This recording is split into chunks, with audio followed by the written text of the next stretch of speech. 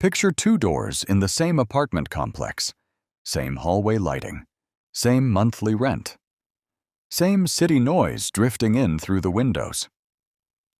Behind the first door lives someone earning $95,000 a year. Behind the second door lives someone earning $52,000. If you judged by income alone, you would assume the first person is more secure. But income does not equal stability. Step inside the first apartment. The space is filled with evidence of success. A massive television mounted perfectly on the wall, a luxury sectional couch, smart home devices controlling lights and temperature, a kitchen lined with appliances purchased with enthusiasm but rarely used, closets overflowing with clothing choices, boxes in corners labeled, "Keep just in case." It looks impressive. It feels expensive. It is expensive. Yet the owner checks their bank balance with quiet anxiety. They avoid looking too closely at their credit card statement. They rely on next month's paycheck before this month ends. An unexpected expense, a medical bill, a car repair, a job interruption, would shake everything. Now open the second door. The apartment is calmer, not empty, intentional. A couch chosen for comfort and longevity, not status. A modest television that functions perfectly. Kitchen tools that are worn from use, not sitting untouched. A closet containing fewer clothes, but each one actually worn. There is breathing room in this home, and there is breathing room in the owner's finances. They have savings covering more than a year of expenses. They invest automatically. They are not wealthy by flashy standards, but they are financially secure. The difference between these two people is not intelligence, not background, not luck. It is their relationship with ownership. Most people misunderstand wealth because they misunderstand cost. They believe the price tag represents the full expense of ownership. It does not.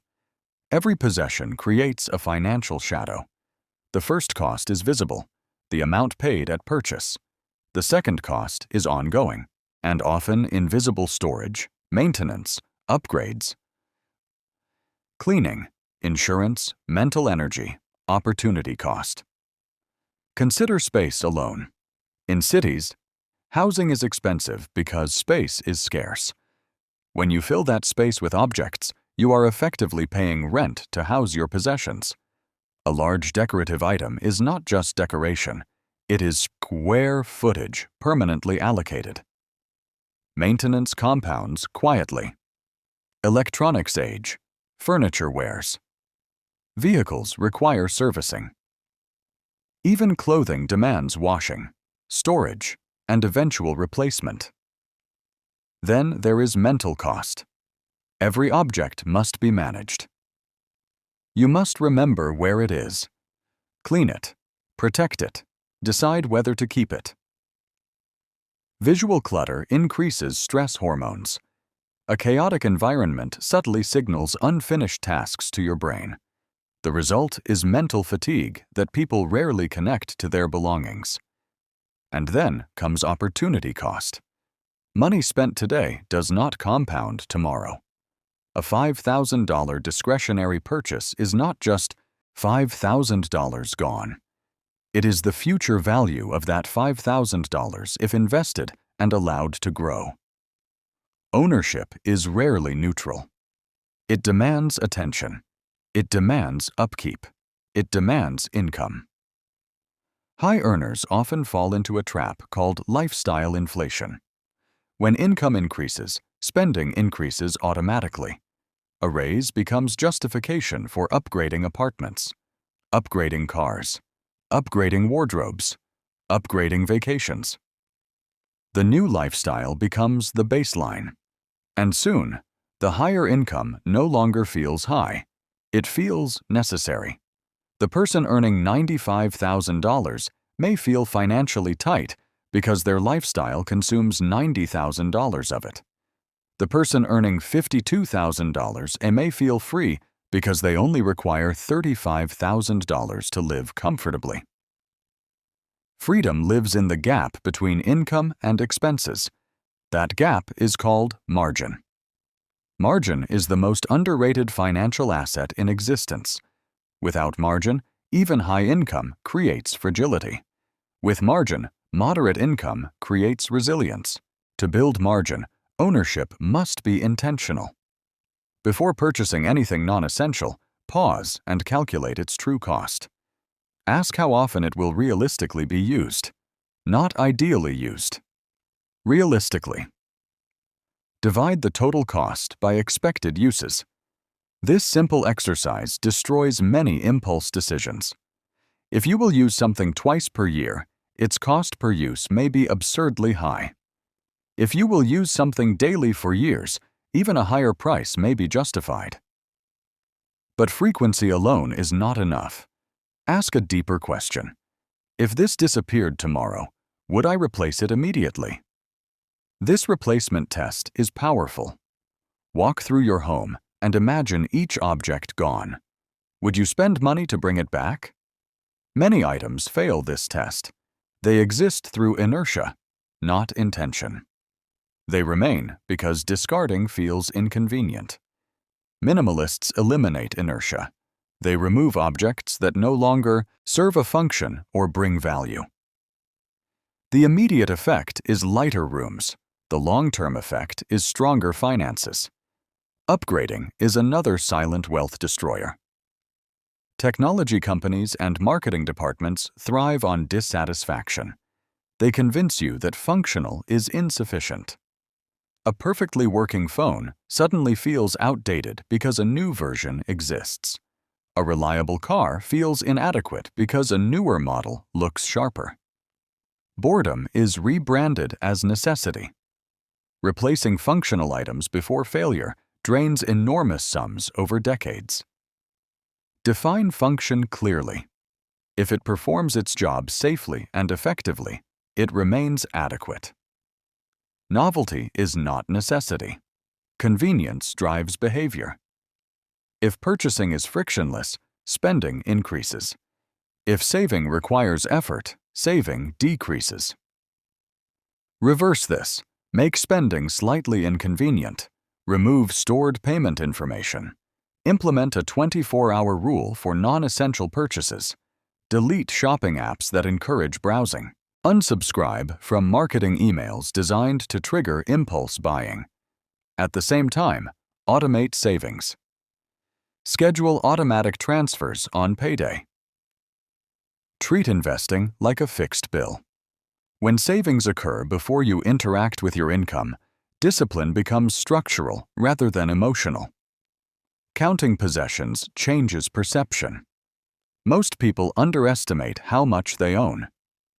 Inventory creates awareness. Awareness changes decisions. When you know you already own 40 shirts, the 41st feels unnecessary. Set maximum limits for categories that tend to expand. Clothing, shoes, kitchen gadgets, digital subscriptions. If something new enters, something old must leave. This one-in, one-out policy prevents silent accumulation. Large purchases require ecosystem thinking. A boat is not just a boat. It is storage, insurance, maintenance, fuel, equipment. A home gym is not just weights. It is flooring, mirrors, repairs, space commitment. A pet is not just companionship. It is food, healthcare, grooming, time. Before buying, map the full ecosystem of costs. Often, the secondary expenses outweigh the initial price. Defining enough is one of the most powerful financial decisions you can make. Without defining enough, desire expands endlessly. If your standard of living rises with every pay increase, financial freedom remains distant. Regardless of income, decide in advance what size home meets your needs. What type of vehicle is sufficient? What level of wardrobe feels comfortable? Once those standards are met, channel additional income toward investment, not consumption. This is where wealth accelerates. When expenses plateau and income rises, Surplus grows rapidly. Surplus invested compounds. Compounding is subtle at first, then undeniable. Wealth should be measured in options, not objects. Can you survive a year without income? Can you change careers without panic? Can you relocate if opportunity arises? Can you say no to work that conflicts with your values? These abilities represent true financial strength.